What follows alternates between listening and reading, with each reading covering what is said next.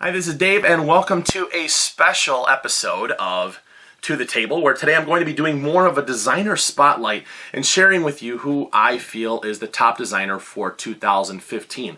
I happen to have all of his 2015 releases here with the exception of one, which I will talk about briefly.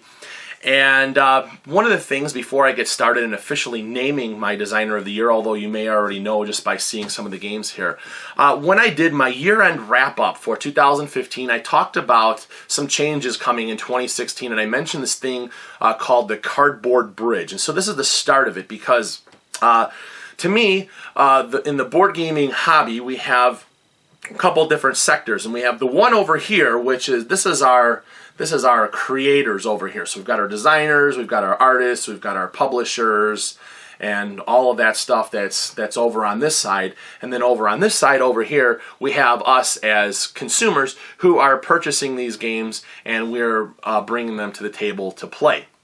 And so myself, the more that I know about this side over here, this whole creator side, when I'm the consumer, I appreciate and have a better, more of an attachment to the things that I'm buying. And so if there's other people like me, I felt that it was important to bridge this gap, and so that we know more about these people that are creating the games. And so hopefully at the end of this video, you will have a better understanding of what this designer is bringing to the board gaming industry with his skills and talents, and then also a deeper appreciation of his games as you play them, because you will see bits and pieces of him revealed through these games. And so to me, I thought it would be a lot of fun to have to do these kinds of videos and interviews and things and share them with you, because if you're like me, I feel that there is a need for this in the hobby. So without further ado, my 2015 designer of the year is Alexander Pfister, and he had 5 releases this past year. 4 of them are games and 1 of them was an expansion. And the reason why he's my choice as designer of the year, there's a few different things. Number one of the games that he designed was the 2015 Kennerspiel des Jahres winner. So that puts you in an advantage right there. And number 2, the games that he designed, they're all awesome to play. And more so than that, there was a variety of games that came out, whether it was like later filler games all the way up to something that's a little bit more heavy.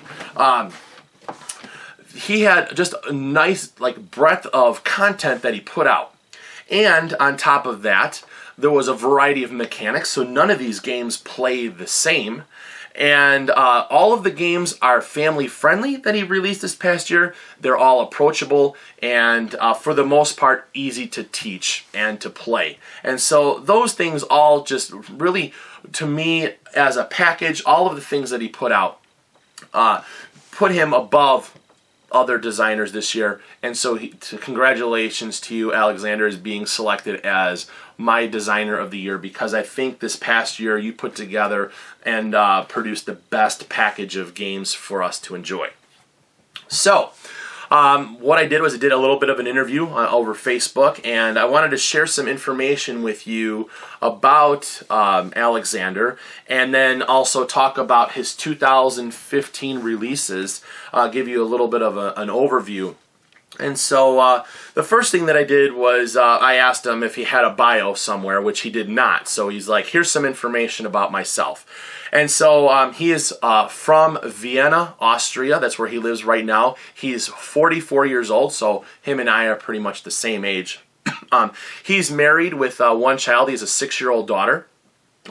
So I'm also married, have a lot more kids than him. So, but I don't speak German either. So that's where we have some similarities, but that's where we kind of part ways.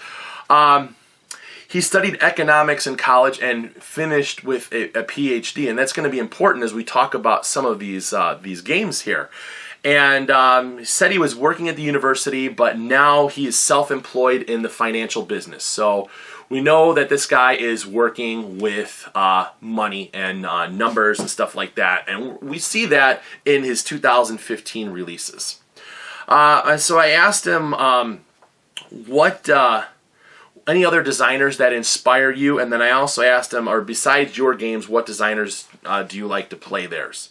And so one of the things that he likes Stefan Feld and admires his work. So we are both Feld fans, so that's one thing that we have in common. So I thought that was kind of cool that he's enjoying Stefan Feld's games as well. And then I asked him what got into game design, and this is kind of interesting because he said he was playing and also designing games which when he was a teenager. And so his latest release, which was this one here, Mombasa, has its grounds on a game that he designed 30 years ago. So when he was 14 years old, he designed a game, and the roots go. Mombasa goes back to that. So I think that's pretty cool. And we'll talk about Mombasa in a little bit, and you'll see a little bit more of Alexander coming through. So it was kind of cool that here's this game that's been in the works. We've got a game that goes back 30 years in terms of like a little bit of history to it. And then and I said, well, what got you into game design? And he said that at the time, the games were expensive. So when you're a teenager, you don't have a lot of money. And, a number of years ago, we're still, even when you're a teenager, so that would be, 30 years ago, we're still having this, Europe was still recovering, even so, from the ravages of World War II, when we had countries and economies were rebuilding, lots of different things were going on over there. But games were expensive, and so he said when he would see the box of a game, he would imagine how it would work and designed it and crafted it by himself. So I thought that was pretty cool. So, a lot of this goes back to the fact that he was designing back in as a teenager, so we've got a number of years of experience of producing these games. He's got a couple of published games that had come out a few years back, so he doesn't have a really, really large catalog of published games. Most of them were coming this past year. A couple things, we're talking about some of his games, and this one here, Port Royal, this one actually released in 2014, but this one, he won an Austrian game design competition, and it was under the name of Handler der Karibik, which was a Caribbean dealer. And so it's been since changed to Port Royal. But this kind of put him a little bit on the map with this particular game. This is a game where you're collecting different monies and goods to perform these. You've got like these set collection going on, and you're trying to fulfill these different contracts and earn victory points. And so Port Royal is more of a filler design game, but it's a lot of fun. But this Austrian game design competition he won, that was sponsored by, I think it was the Spiele Museum. So it was originally published as that, and then it came out as Port Royal. So that was one of the things that put him on the map. And then we've had a couple of games come out this past year. He had an expansion come out for Port Royal this year. It's called Ein Auftrag geht noch, which means an order goes, or just one more contract. And what that does is allows you to add contracts to this game. So that was the expansion release for this past year. So when we talk about Port Royal. We got into his releases. The first one that we came out earlier this year was this Isle of Skye, and he was teamed up with this Andreas Pelikan, and the two of them designed this Isle of Skye, which is another game that has roots to this economics that he studied, because there's sort of an auctioning and set your own price to these different tiles. There's going to be tiles that come out, and over the course of the game, you're going to want to acquire certain ones to build onto this little island to score points.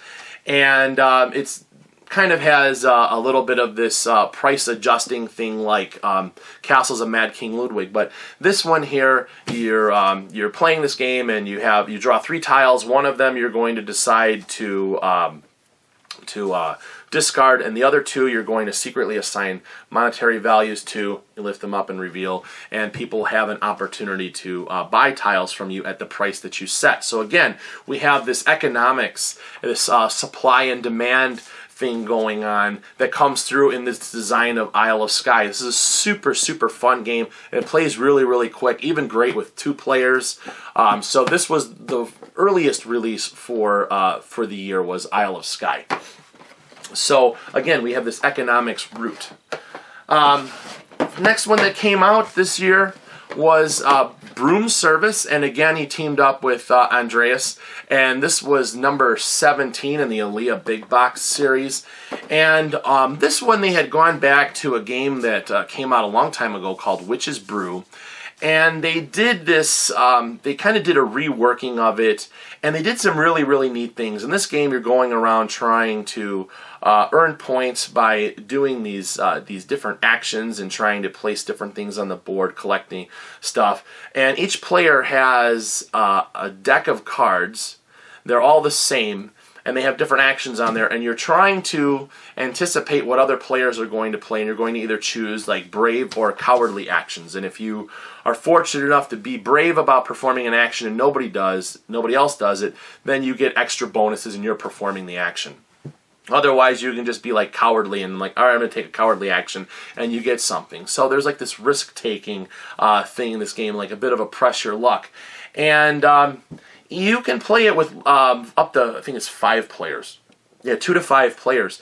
And the interesting thing is it plays fun with 5, but when you play with less players, what happens is certain cards then will become like cursed, and if you choose to use them there's a penalty, and so it really changes your mindset of the game as to when you're going to play them. So it's a really kind of a neat design. The artwork is really, really fun. The game is a blast to play, and again it's another one that doesn't take that long to play. Just a really, really smart design. This one won the Kenner Spiel des Jahres, and it was up against some tough competition. It was with Elysium and Orleans. And so this one was actually selected by the Spiel board. They awarded the Kenner Spiel, which is the the connoisseur game of the year for 2015. So we've had a couple of releases there. Actually, when I talked about Port Royal, the expansion came out at Essen this past year, along with a couple other designs. Now, the next one that he came out with 2015 at Essen was this little game called Royal Goods, which is the first print run sold out. I was fortunate enough to have my friend Andreas Steiger, who created Targi. He picked up a copy of Royal Goods and sent it to me, so I appreciated him sending that over to me. So again, the Royal Goods version, they're gone. And this was German only, but I do have the English rules printed out on the inside, and it's now available in English as Oh My Goods. But this game here has references to Aura and Labora, which is a pretty popular Uwe Rosenberg design. And this game has this artwork done by Clemens Franz, and it looks a lot like Aura and Labora. And what it does is there's these different buildings. You're building these production chains to score victory points. Doesn't take up a very, very large footprint, but man, this is a really, really smart design in this little box. There's a bit to this game, and so don't be fooled by this small package. So again, something that's challenging yet approachable and family friendly with this one. And then finally, the last release for 2015 was Mombasa, and I talked about this before. This goes back to the grounds in a game that he designed 30 years ago. So in Mombasa, this is the heaviest game that he released this year, and it's an economics game that it takes place in Africa, and you're trying to establish these trading posts and doing different things, and you have like a ledger that you're managing. So it's an economic game. Again, goes back to what he studies. So you can see in some of these games, even with Port Royal, there's some things that deal with money and supply and demand, with the supply chains. It all goes back to his education. So you can see, like in these particular designs, where he's coming through, using what he knows with the economics and working with money aspect in these particular designs. And so it's really cool that that's one of the things that he is bringing to the industry. And so Mombasa here, this is an awesome game, and I'm really glad that it's out in the United States. R&R Games brought this one out, which is kind of cool because it's they've been expanding their strategy games, and this one is their heaviest one to date, and I'm really glad that we're able to enjoy this one here. So so that was the stuff that he put out this year. And then I asked him, what's coming up in 2016? What can we expect? Well,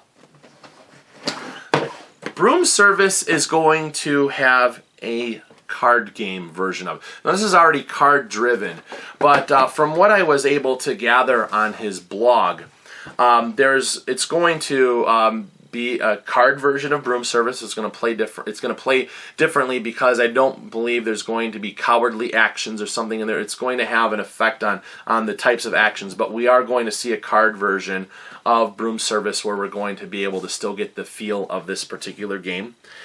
And he also has another big title that he's working on with Eggertspiel, and Eggertspiel is the parent of Mombasa, who had it originally. So if you see this little fox right here, and you've seen it on a number of games, Eggertspiel, and so R&R is the United States publisher and distributor. Over in Europe, it's Pegasus Spiel.